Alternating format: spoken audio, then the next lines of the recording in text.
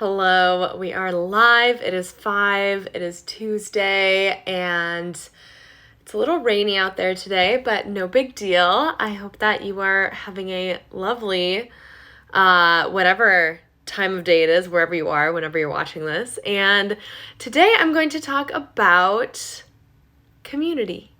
This is a super interesting phenomenon that comes up in coaching, which is typically if there's like one topic that comes up, it comes up like over and over again, not just in your own life, but then also throughout a lot of your different clients' lives. And it makes a lot of sense that community has been coming up a lot right now because, to say the least, it's been a bit complicated. We are coming out of a global pandemic. The world is opening back up. Vaccines are becoming more readily available, and a lot of people are just figuring out how to get their bearings right now. And I'm going to talk today about some of the ways that the way I've thought about community have changed over the past year, some of the really practical, tactical advice that I have for building a community and surrounding yourself with supportive, like-minded people who will lift you up, who will move you in a direction that you want to go, because that's such an important part of deep health, is both your community and the environment that you're in. And then, share some of the struggles that I've had with building community over the years, because it hasn't been easy. It's not designed to be easy. This is hard work, and it's lifetime work, and it's very dynamic work, right? It's constantly changing and evolving, and what community means to me or you now will be changing as well as we change and evolve too. So I'm definitely going to talk about thinking about what's important to you in a community, and thinking about how much alone time you need too, because now that we have had a very intensely isolated year, you might just find that the amount of time that you need to yourself to regroup and recuperate has increased as well. So a couple quick exciting announcements. So I have the link in my bio right now is to join my email list. And if you're looking for ways to connect with the community, that is a fantastic spot. I send out weekly newsletters, send out updates, keep people informed of what's going on. And if you join the newsletter, you're going to get exclusive access to different programs when they come out, first dibs on chances to work with me, and really cool freebies, actionable stuff. And I'm in the process of building a group program, and if you're on the email list, you're going to get first access to it and discounts on the program as well. So I'll get more into that in a second, but group programs are a very powerful way to build community. And one other thing I wanted to point out too is I also have the Jess Simmons Coaching Community Facebook group. So just search Jess Simmons Coaching in Facebook and the community group will pop up. And that is a fantastic place to connect with other like-minded people who can support you in your journey. So back to communities. I'm going to start off with sort of how the dynamics of community shift as we grow up and our lives change. Because when we're younger, when we're in school and both primary and secondary school, a lot of the times our community is just built out of convenience, out of proximity. We have people that we see every day. We maybe have our neighbors. Hey, Barb. And as we are thinking of community, we are not actually having to consider it, because the people who are around us are just the people that we spend time with kind of by default, right? And then the older that we get, when we are no longer in school, when we're no longer in these groups of people who we just see by default all the time, then we start to become more intentional with the people we bring into our lives. And what ends up happening is a lot of people start to wonder, how do I make friends? How do I build community up? And what is binding the connections together, right? Because when it's no longer just, oh, we go to school together, oh, we're neighbor kids, then it's like, why do we end up spending time together anyway? And so let's talk about that a little bit, because over the past couple of years, this is something I've really had to look at in my own community of what is creating the social fabric that is bringing us together. And something that's really amazing is in sports and athletics, like climbing, we have the opportunity to meet and connect with like-minded people. But for a lot of people, that got taken away during the pandemic, right? And same thing with work. When we would be at our desk jobs, when we would see people every day, we would see connections between ourselves and our fellow coworkers, and that would be our community, but that also got taken away. And so then once all of that was gone, the question was like, what's binding everyone together?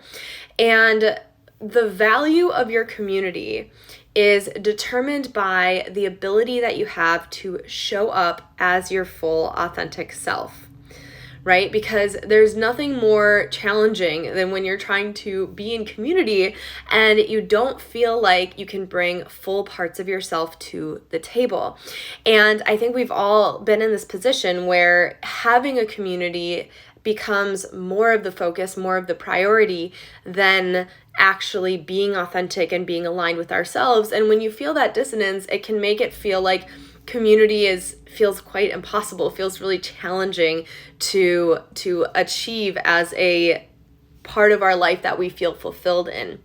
And so when it comes to then thinking about what are these fabrics that are binding us together, I want to talk about how to think about building a community and get into some of the actionable steps that I have found to be extremely successful for creating an environment where I'm surrounded by people who are really lifting me up and helping to push me in a direction I want to go. And I want to real quick touch on the importance of doing this and the flip side of not doing this. So I think we've also been in positions where we are in community for reasons that don't lift us up, right? Whether it's the common enemy, right? Like the like water cooler talk, like when people really like to bitch and complain about the same thing, like that can feel really challenging because you feel the connection of being in relationship with someone, which like feels good as a human. We are wired for that connection. But when we are bonding over a shared negative experience, then it really holds us back and prevents us from growing and expanding.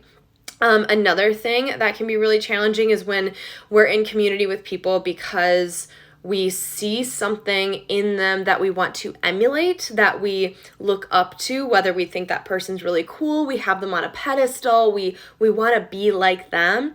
And that can be really challenging too, because it's very enticing to be around people that we look up to, but we want to make sure that the communities that we're in, they're not based off of that feeling that we need that person's relationship in order to be better, right? We want to be equal contributors to the people who we're with, whether it's, it doesn't necessarily have to be that we are all like at the same level of what we're doing, but we're all bringing things to the table, right? So just when you're looking at your community, really give yourself permission to ask, like, is this community adding value to my life? Is it bringing more forward motion, or is it just allowing me to feel like I'm not alone? And sometimes that can be really hard. That can be really challenging to tease out. So you can give yourself some patience and space to really sit with that one. Okay, so now let's talk about, we don't want communities that are based off of, a shared negative experience that we're commiserating in.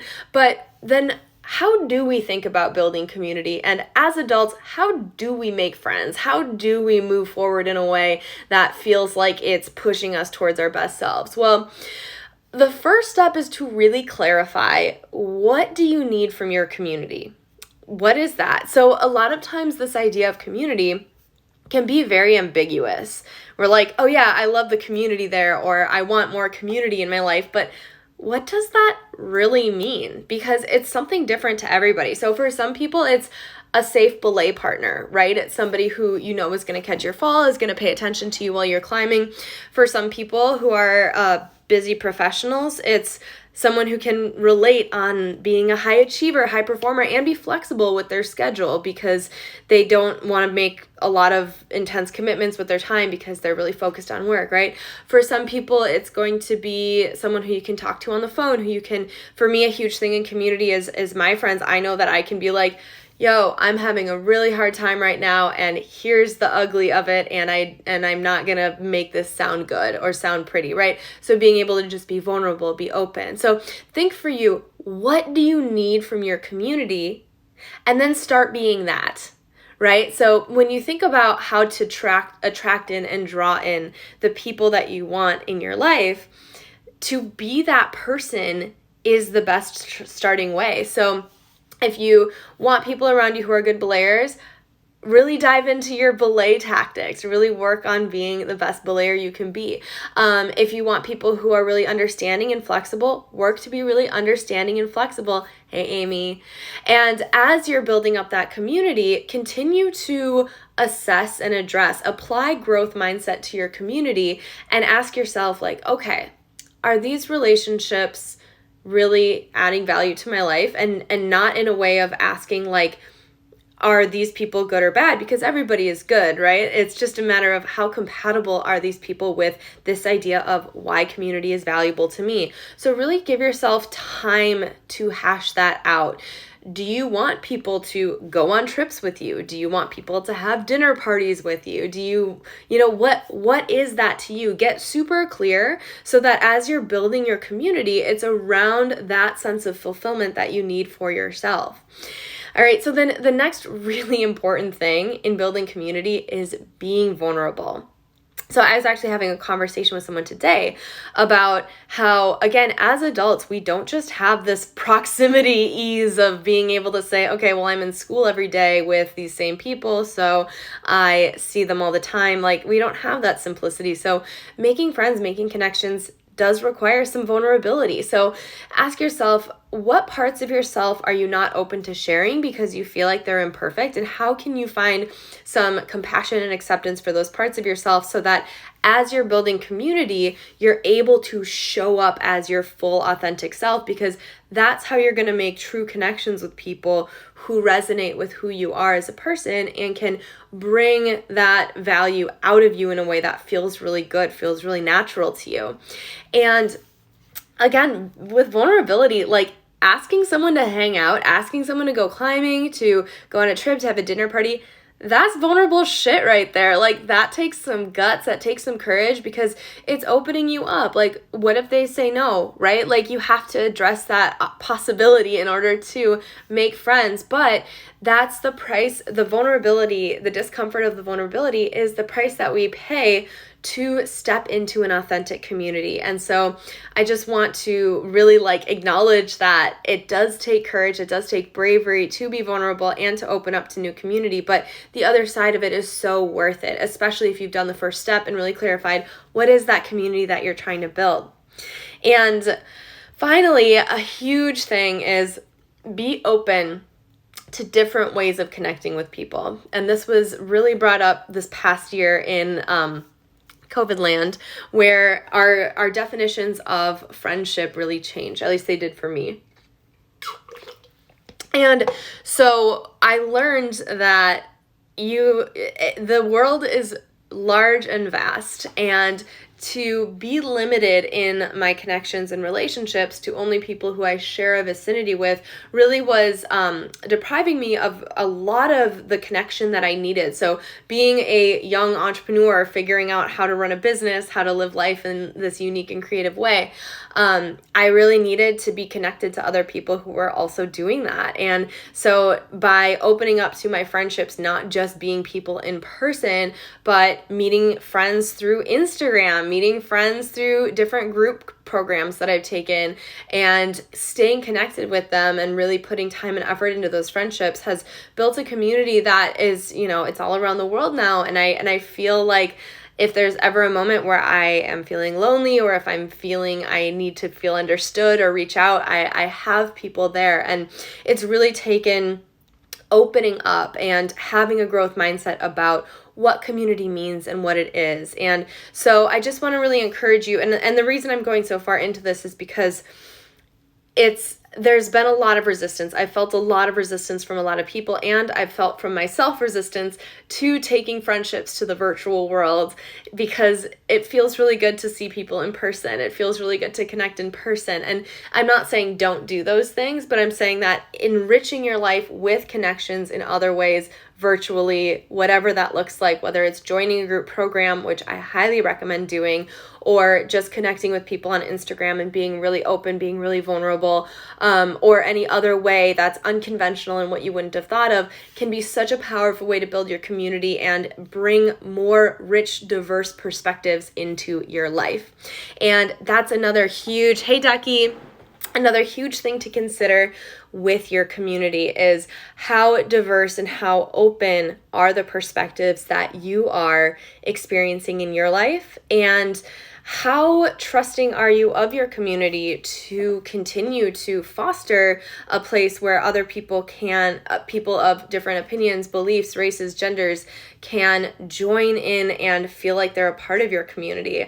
I took a training yesterday through the New York City Climbing Collective, and the facilitator brought up this really great point, which was, if you have a friend and you're nervous about bringing your Black friends around or your trans friends around because you're nervous that that person will say something that will be harmful to your friends, like, are those really people that you want to be spending your time with? And that's a very intense question to ask. But when you're looking at your community, again, going back to really decide, like, what is that to you? What does that mean to you? And as you're building up this new world, this new community, and forging ahead into 2021, I certainly am going to be continuing to dive into what it looks like to have this hybrid community of friends that I see in person, friends that I see online, building communities in different spaces, and with maintaining that focus on how can we allow as many different types of people with different experiences into communities by creating safe spaces and keeping those conversations going. So there's a lot of thoughts about community here, and I am really excited to hear other people's experiences in adapting communities to the 2020/2021 climate, which is ever changing, ever evolving, and also just to acknowledge that, as we're stepping out into the world, as people are getting more vaccines, and as social events are coming back online and in person, I just want to encourage you to really take care and give yourself plenty of space and time to adjust to the awkwardness of being around people again. And, what may have seemed like very simple social interactions in the past are going to be a little clunky at first as you get used to being around and interacting with people again. So just really take care with that and give yourself lots of space and time to rest and recuperate before and after you're putting yourself back out into the world, because I think it's easy to overestimate, especially if you're on the introverted side of things, how much energy that social interactions can take. So this was a very wide-ranging talk about community. And again, if you're interested in connecting with greater community, hop onto the email list. Link is in my bio, and you will be the first to learn about the group program that I have coming out very soon. And then the Jess Simmons Coaching Community Facebook group is also a really great place to connect. So that is all I have for you today. Thank you so much for tuning in. It was wonderful to connect about community in this lovely community that we have of Instagram, and I will look forward to talking to you soon. Have a wonderful day.